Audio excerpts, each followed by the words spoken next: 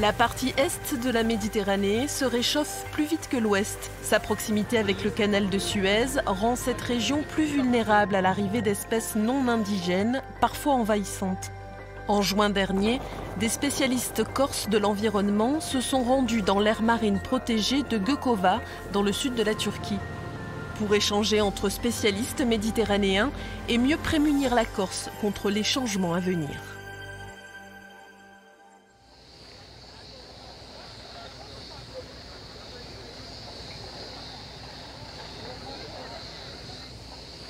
Une eau cristalline, des paysages d'exception, Gökova, à l'est de la baie de Bodrum, s'offre aux visiteurs. Ce jour-là, des scientifiques et spécialistes de l'environnement venus de Corse embarquent avec les membres de la Société de protection de la Méditerranée, gestionnaire de l'aire marine protégée de Gökova. Au programme, une rapide visite de la zone et de ses points d'intérêt majeurs. D'ici jusqu'à la pointe que vous voyez là-bas, on fait des allers-retours pour essayer d'observer des requins en snorkel. Vous faites de la photo-identification avec des cicatrices comme les dauphins ou pas? Pas encore. Okay. Mais en tout cas, on essaye d'enregistrer des cicatrices intéressantes qu'on observe sur les vidéos. Ce matériel, couplé à plusieurs caméras sous-marines, permet d'observer et de filmer les requins gris qui sont revenus ici.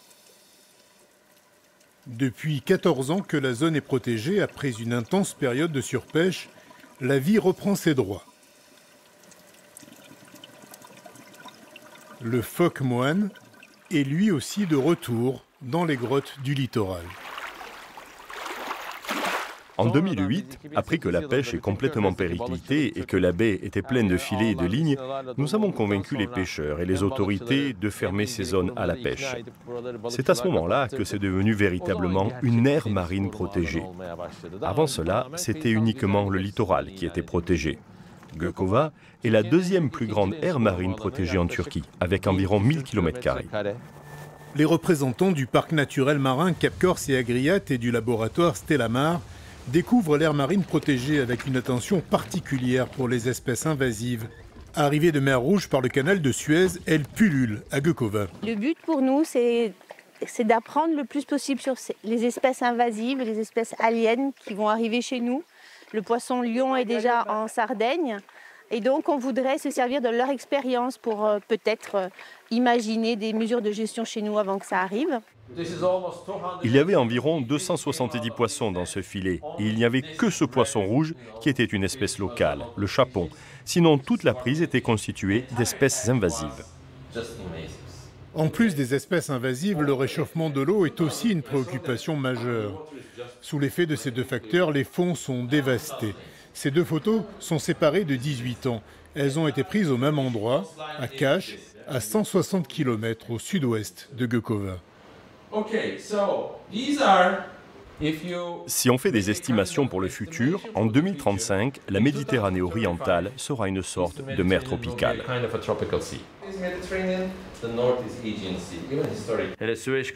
Depuis l'élargissement et l'approfondissement du canal de Suez, les espèces arrivent plus rapidement. À Kaš, il y a quelques années, on voyait des apogons en 9 lignes, une espèce invasive. Ils sont partout ici aussi maintenant. Cela veut dire qu'ils avancent petit à petit et bientôt, ils auront dépassé la Grèce et l'Italie et ils vont arriver d'une manière ou d'une autre jusqu'en Corse.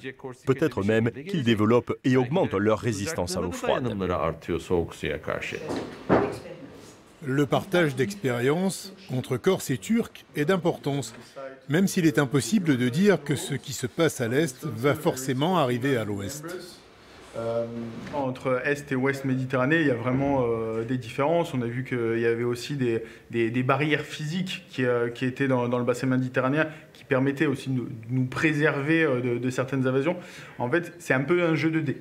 On ne sait pas exactement comment ça va se passer, à quel moment ça pourrait se passer et si ça va se passer, mais vaut mieux prévenir que guérir. C'est ça, tout est dans la prévention pour s'adapter.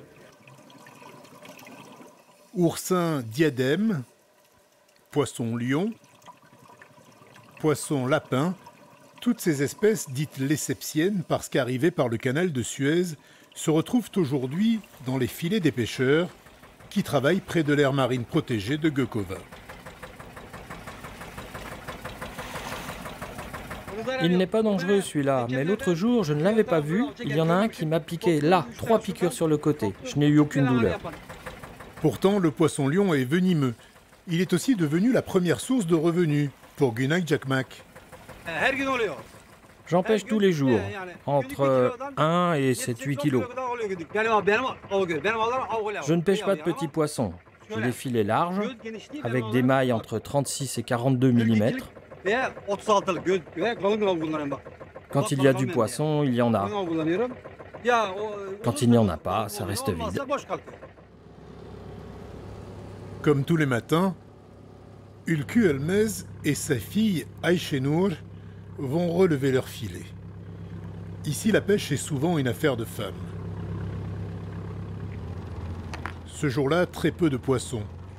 Pourtant, depuis 2012, la ressource a nettement augmenté autour des zones d'exclusion de pêche. Les espèces invasives prennent le dessus, mais le revenu des pêcheurs a augmenté de 400%.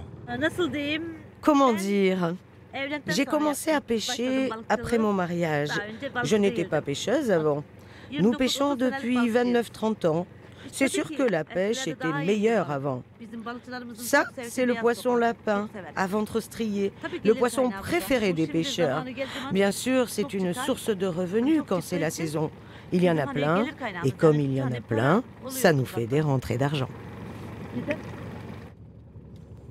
Parmi toutes les espèces invasives, c'est le poisson ballon qui pose le plus de problèmes en abîmant les filets. Ayşenur Elmez est aux premières loges pour observer le changement. En plus de son activité de pêche, elle est garde dans l'aire marine protégée.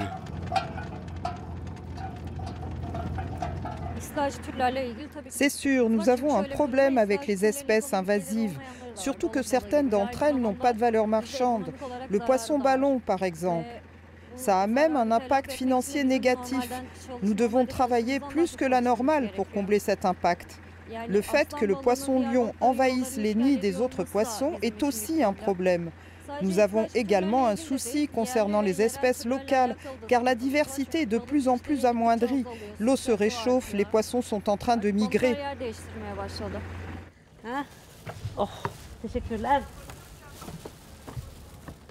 Et forcément, le réchauffement climatique se ressent aussi sur les étals.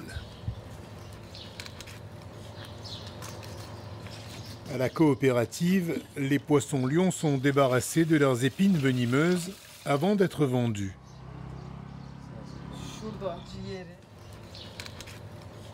Dans un marché balbutiant, les restaurateurs sont les plus gros clients.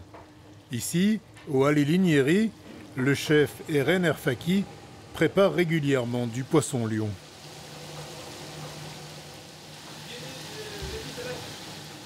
Ce poisson provient de nos eaux. C'est la Société de protection de la Méditerranée qui nous en fournit autant que nous en voulons. Par exemple, 50 ou 100 kilos. Nous n'avons aucun problème d'approvisionnement. Le chef préfère la friture à la grillade. La chair du poisson se tient mieux à la cuisson, dit-il. Mais il y a certainement tout un éventail de recettes à explorer. Nous l'avons intégré à notre menu il y a environ 6 ou 7 mois. Nous élaborons de nouvelles recettes, essayons de nouvelles saveurs. Ce poisson a plus d'arêtes que les poissons auxquels nous sommes habitués, les poissons locaux. Donc il faut laisser aux gens le temps de s'y faire. Et pour les amateurs, ce poisson venu de l'océan Indien et de la mer Rouge est tout à fait appréciable. Ça ressemble un peu à ce qu'on appelle du poisson noble, le poisson blanc. On va penser à du denti, on va penser à ces espèces-là, ça ressemble vachement à ça. Un grand avenir pour la pêche corse alors? J'espère pas, mais en tout cas, c'est comme aux Caraïbes, etc. C'est une espèce qui peut être mangée et qui en plus, gustativement, a un intérêt. Un intérêt gustatif et un intérêt économique qu'il a fallu susciter. C'est la Société de protection de la Méditerranée qui a mis en place ce cercle vertueux. Elle achète le poisson aux coopératives et le revend au restaurateur qu'elle a préalablement démarché. Les gens qui viennent au restaurant sont déjà amateurs de poisson. Lorsqu'ils goûtent ce poisson et l'apprécient, ils en redemandent. Ensuite, ils commencent à demander où ils peuvent se le procurer. Ils en demandent aux coopératives, aux pêcheurs. C'est exactement le marché que nous essayons de créer. Nous ne pourrons pas faire cela éternellement. Un jour, nos projets, nos fonds seront épuisés. On ne pourra pas continuer à acheter ce poisson, mais d'ici là, le marché se sera établi.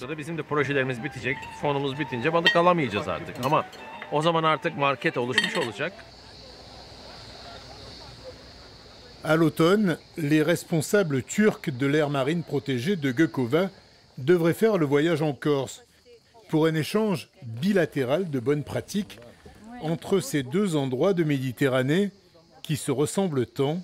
Waouh, cette photo elle est belle, hein. Baignés de nature et d'histoire.